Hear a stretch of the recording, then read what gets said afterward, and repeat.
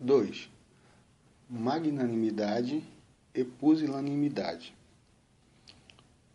Contudo, somente ver a terra prometida em um mundo que já esqueceu-se de que ela havia sido alcançada parece-nos ser um problema da fraqueza moral.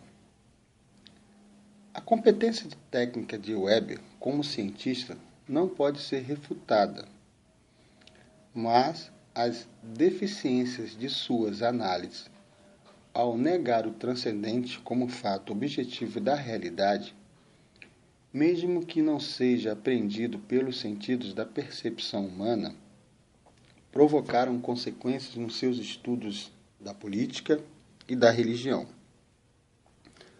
A primeira delas, como já foi dito antes, e é esta que nos vem ao caso nesta parte do capítulo, é a ausência de uma antropologia que observe o ser humano como alguém dentro de um combate duradouro, alguém que está dentro de uma arena de paradoxos e que, por isso, não pode ser facilmente interpretado e compreendido dentro de tipologias psicológicas ou sociológicas.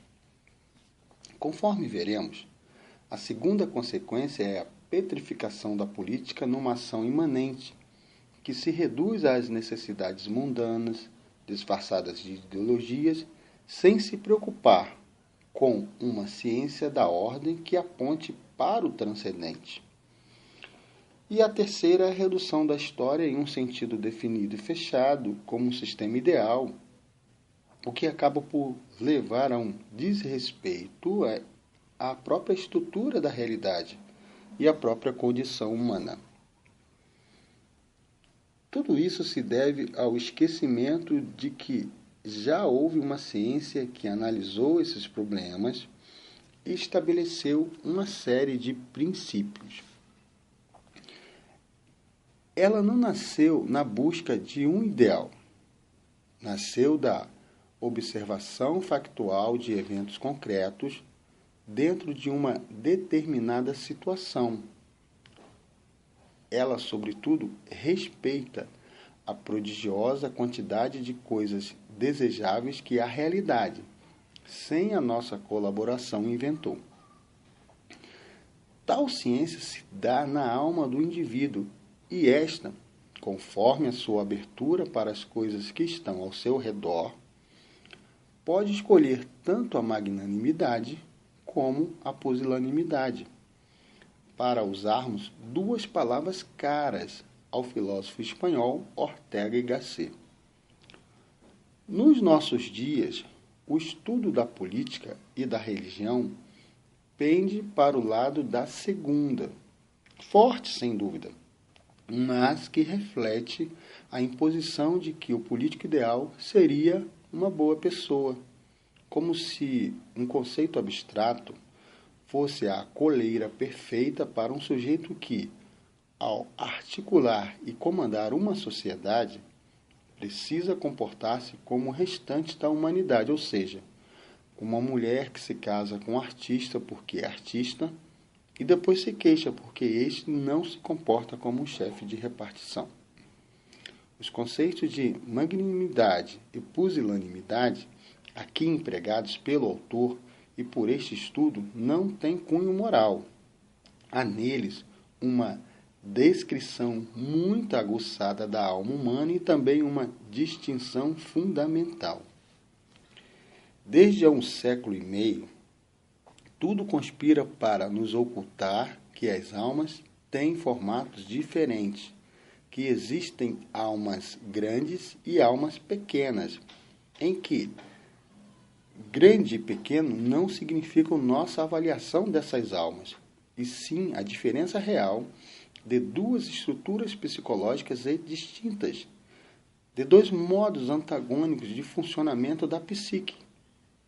O magnânimo e o pusilânime pertencem a espécies diversas.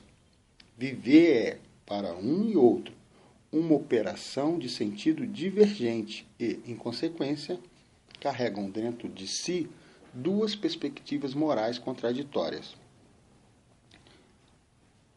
A atual opção do estudo e da ação na política e na religião é a da perspectiva moral do pusilânime, certeira quando trata de julgar seus congêneres, injusta quando se aplica aos magnânimos.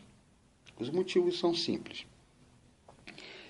É injusta simplesmente porque é falsa, porque parte de dados errôneos, porque o pusilânime costuma faltar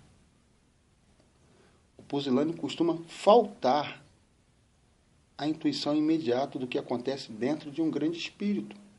O magnânimo é um homem que tem missão criadora, viver e ser são. Para ele, fazer grandes coisas, produzir obras de grande calibre. O pusilânime, por sua vez, carece de missão. Viver é para ele simplesmente existir, conservar-se, andar por entre as coisas que já estão aí, feitas por outros, sejam elas sistemas intelectuais, estilos artísticos, instituições, normas tradicionais, situações de poder público. Seus atos não brotam de uma necessidade criadora, originária, inspirada e ineludível como o parto.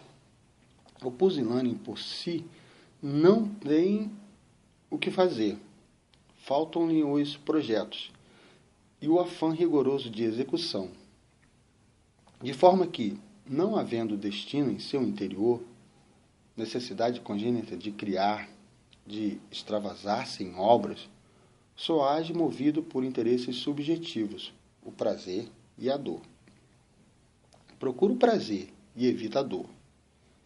Esse modo de funcionar vitalmente que encontra em si mesmo leva-o a supor, por exemplo, que um pintor se entrega ao seu trabalho movido pelo desejo de ser famoso, rico, etc.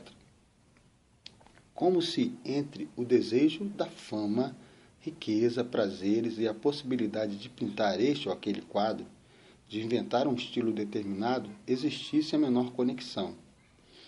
O pusilânime deveria saber que o primeiro pintor famoso não teve a intenção de ser um pintor famoso, mas exclusivamente de pintar, pela simples necessidade de criar beleza plástica.